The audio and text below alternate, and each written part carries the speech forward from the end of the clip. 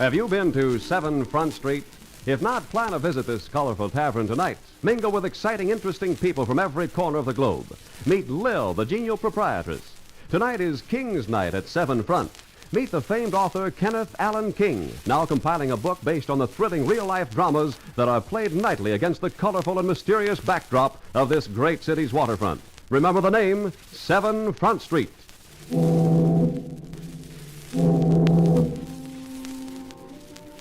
It was Lil's idea to call me the famed author Kenneth Allen King in a radio announcement, but if any lint from the cloak of fame should happen to fall on my blue serge reputation, you can chalk it up to my close association with this Front Street Scheherazade.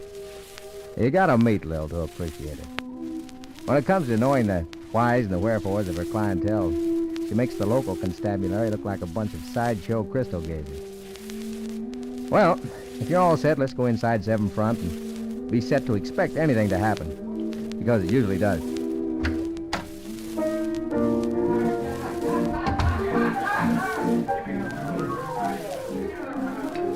Dimples, get out the clean glasses. Here comes the carriage trade. How you, Kenny? Yeah, I got yourself a crowd here tonight, Lil. I'll tell you. Since you've been writing up those stories about my customers, I'm getting sightseers. You're getting fancy with those radio announcements of yours, but what happens if your thrilling drama played against the colorful and mysterious backdrop of this great city's waterfront turns out to be nothing more than somebody griping about your clam chowder? When that happens, Junior, Venus will have grown arms and be hopping tables. For that, I'd like to see. Stop that music. Uh-oh. Better sit down, Kenny. I said stop that music before I throw you all in the river. Go on, stop it. So you were worrying about nothing happening, huh? What's that all about? Just take it easy and watch and listen. Hey, you at the piano. Gonna stop playing, or do I have to pull it down over those tin ears of yours? Take off, Galley. You're boiled. Yeah? Hello, Gilly. Play me a request. Yeah, well, next time you'll do my request first. Hey! Hey, that ain't a way to treat a guy, Galley. I was going to stop. Well, you didn't stop soon Yeah, enough. to take it easy, Moonlight. This is our job. You can play later. No, I can't. I want to play now. Come on. The rest of you shut up, too. Say shut up. Well, that's better. See that you stay that way till I'm through playing.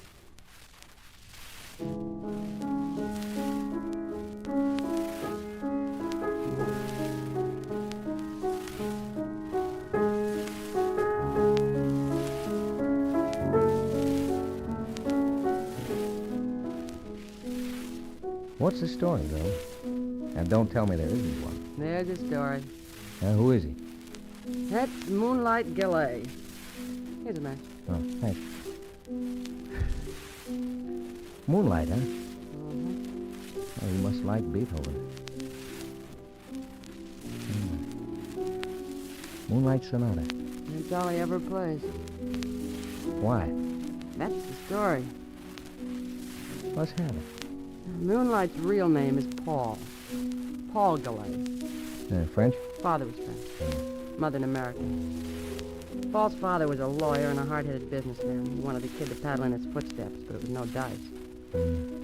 Paul was just as hard-headed about wanting to be a pianist, so before he even had his first shave, he met up with some long-haired musician who gave him lessons. Yeah. The kid worked hard at his piano and finally got good enough to start attracting the carriage trade.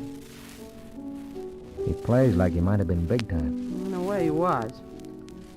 But he lacked one thing. He didn't seem to be able to get any feeling into his playing. He's got it now. On that one tune, anyway. Which is the real story. And which started one night as he was finishing one of his concerts.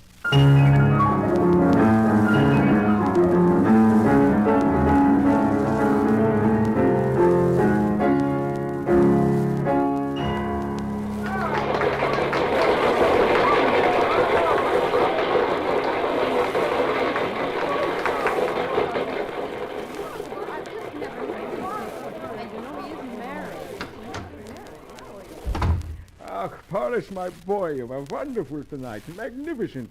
Every concert you are getting a little better. Oh, don't try to cheer me up, Reinhardt.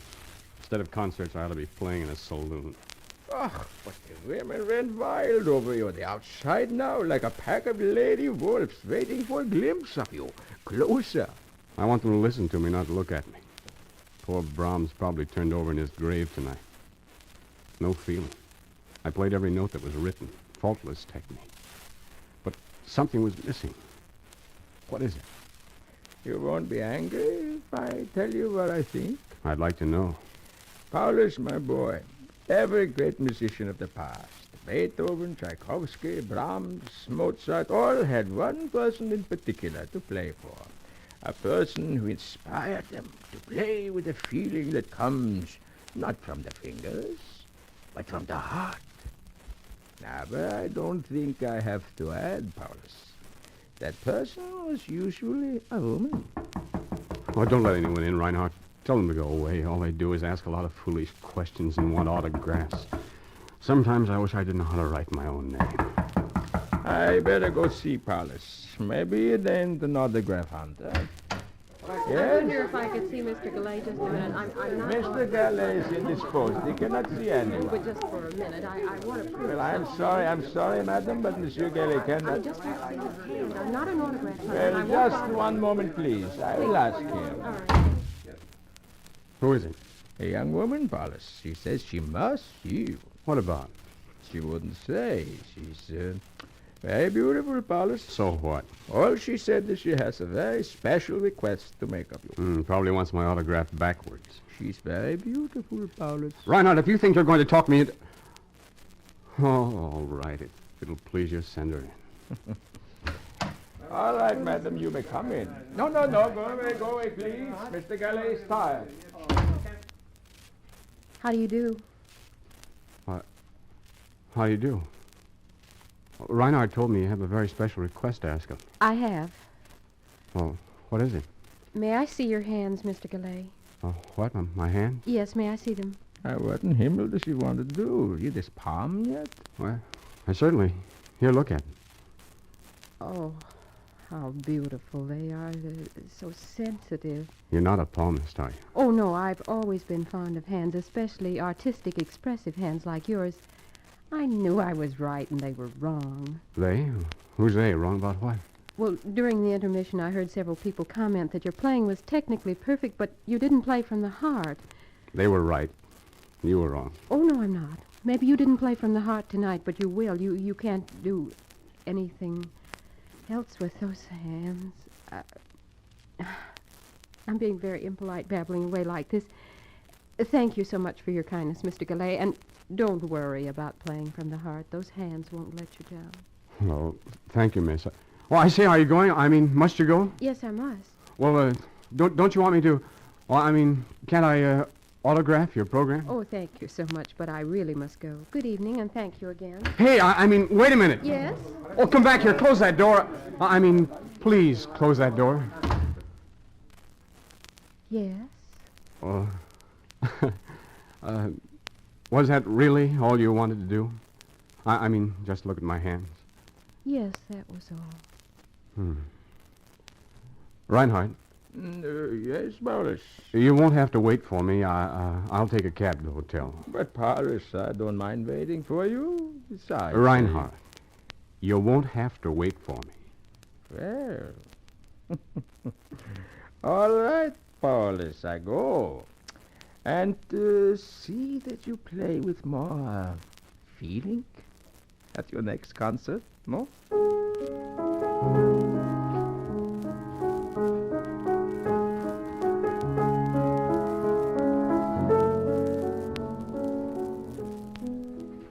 Well, Lil, I have to shut my eyes and just listen to the guy playing to believe he's the same one you're talking about. Yeah.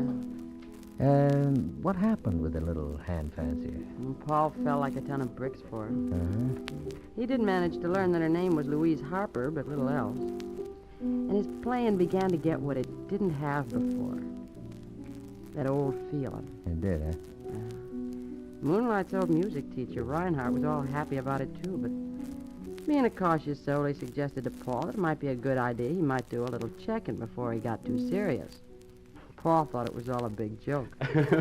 And then what do you think old Reinhardt said about you? Well, I'm a little afraid to guess. Oh, well, he said, Paul, You know how he talks. Big double chin wobbling up and down like a turkey gobbler. And, Paulus, he said, this woman you say you love, this lovely girl who want only to have a look at your hands, und who for that past month ain't had chance to look at anything else, do you know who she is?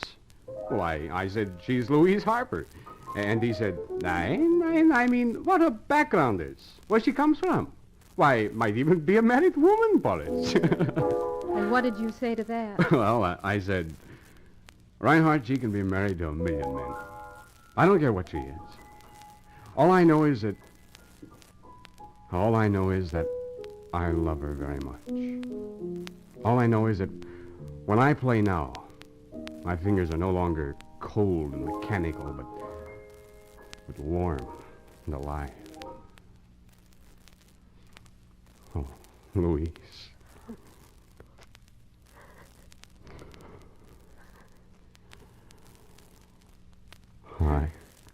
I did need someone to play for. Someone to work for, to inspire me. No man can center his love and ambitions in a blurred mass of faces. There must be one. One face, one body, one heart. I do have those things now. Don't I, Louise? In you. Yes. Yes, Paul, I want to be yours for always, but... But what, Louise? Paul, there's something I've got to tell you. Well, don't look so serious about it. Well, it's not just serious, Paul. In a way, it's tragic. Reinhardt was right about your knowing more about me, who and what I am. Well, I said I didn't care, and I meant it. But you've got to care, Paul. Heaven knows I was as hungry to be some man's inspiration as you were to be inspired, and I didn't care whether he dug ditches or played the piano. Well, you got yourself a piano player. Or would you prefer a ditch digger? Paul, I can't have either. What are you trying to say? I am a married woman, Paul. I see. Oh, darling, I know it was wrong not telling you right away the first night when you kissed me, but I couldn't, Paul. I was like a starving kid dumped in the middle of a royal banquet. I was like a gambler. I knew I was playing a losing game, but I couldn't get around to admitting I was licked. You'll have to get a divorce, Louis. I can't. There's no such thing unless you don't want to. I've tried before, Paul.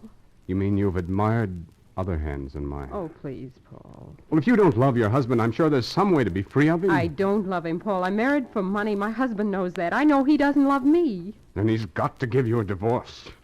He said he'd kill me before he'd let me have my freedom. Well, you've got to, Louise. I know it's hard for you to believe that in such a short time you've come to mean so much to me, I but... believe you, Paul, but he said he'd never Then even do something about it. Don't let your husband frighten you. Get a lawyer. I'll get a lawyer for you. Start divorce proceedings. There won't be any killing. He's bluffing, that's all. All right, Paul. I'll find out if he's bluffing, but don't you do anything about it yourself. Let me do it my way.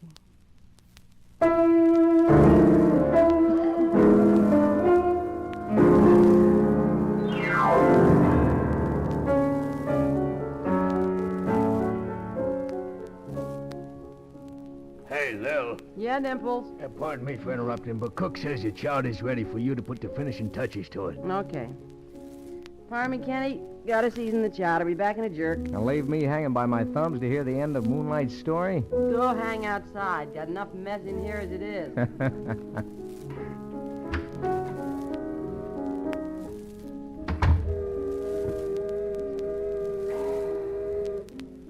Say, Bub, Yeah? ain't you the writer guy who's getting stories from Lil for a book? Yeah, that's right. Did she tell you any tonight? She's telling me one right now. That is, she had to stop for a minute to perform some sort of ritual over her clam chowder. Sounds like Moonlight said it again. She's telling me his story now. I always thought the guy was nothing but an old-fashioned distilling stiff. The way he'd all of a sudden order all the customers to please close their potato traps while he played that tune. But when I gets wind of the whole story, I just clams up automatic when Moonlight goes into his act. Well, just quick like, how, well, I mean, after Moonlight told this girl he was in love with to call her husband's bluff, get a divorce. What did she do? Oh, now that'd just spoil the story for you. Let Lil finish it. And speaking of stories, Maybe I got a little business deal I could make with you. All right. Here's some change. I gotta get back in. I ain't looking for no handout, mister. I got a story for you.